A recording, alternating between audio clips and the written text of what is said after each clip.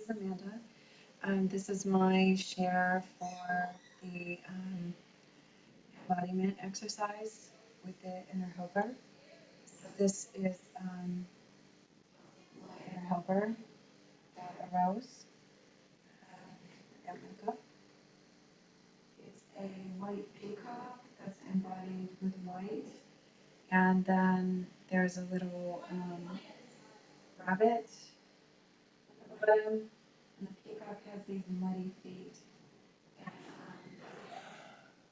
they're yeah, it's a painting. It's an acrylic painting.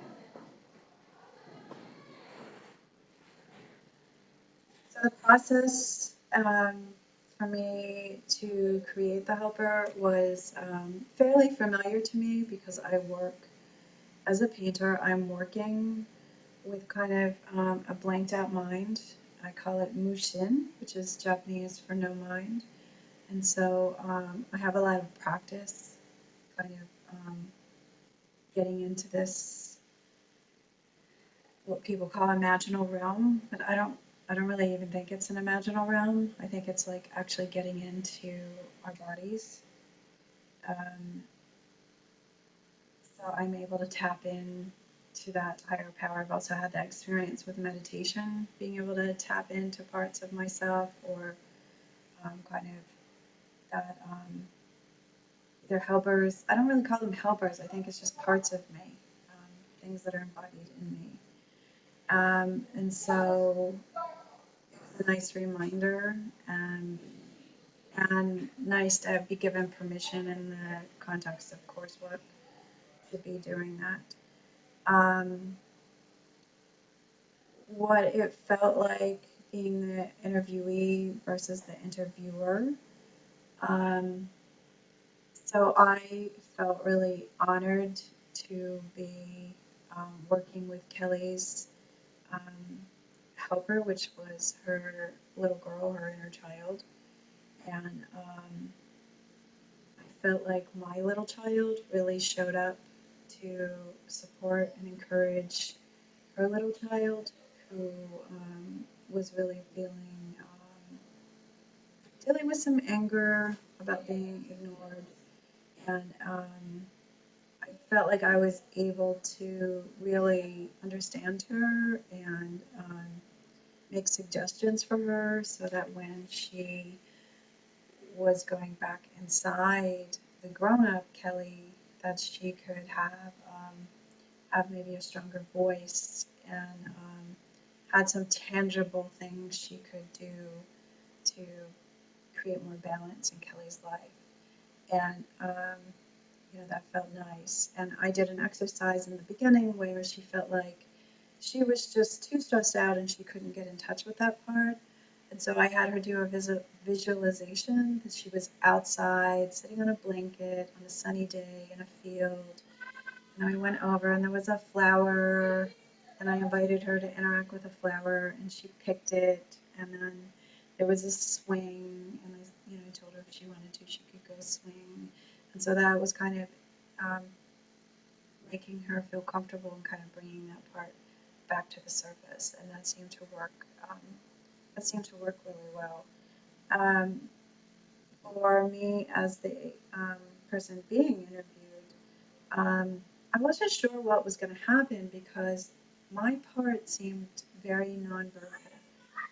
My part was just light. It was loving kindness and pure light and unconditional love. And so I didn't really know if my part was going to speak. And I had shared that with Kelly that I thought it was a nonverbal part. But interestingly enough, she tried to accommodate that by saying, maybe we could just discuss feelings. But my part um, did find a voice in order to communicate the, the expression of light with Kelly. Let's see what else. So feedback. She said she felt really connected to her little girl during the exercise, and I didn't sense any awkwardness. It felt very genuine, and I could just tell from her facial expressions and kind of also saw her more defiance that arose that I associate more with kind of that inner child part I saw, and so I really enjoyed interacting with her.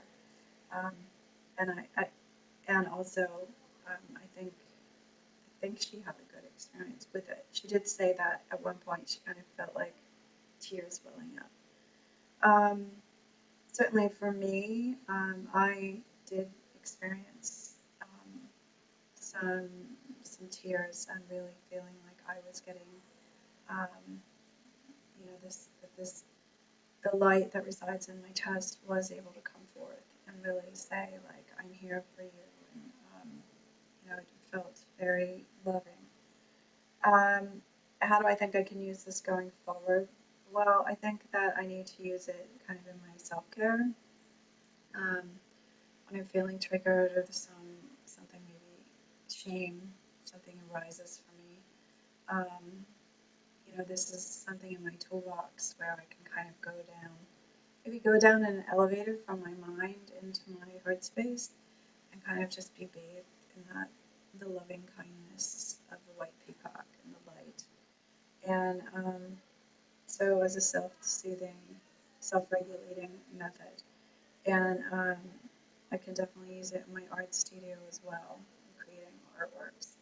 And using it with others as well, especially as an abstract painter and expressionistic painter, and helping people tap into these states of no mind. So getting the paintings to come from down in the body, embodiment, instead of up in here. I can definitely use this practice. So thank you very much for sharing this practice with us and including me.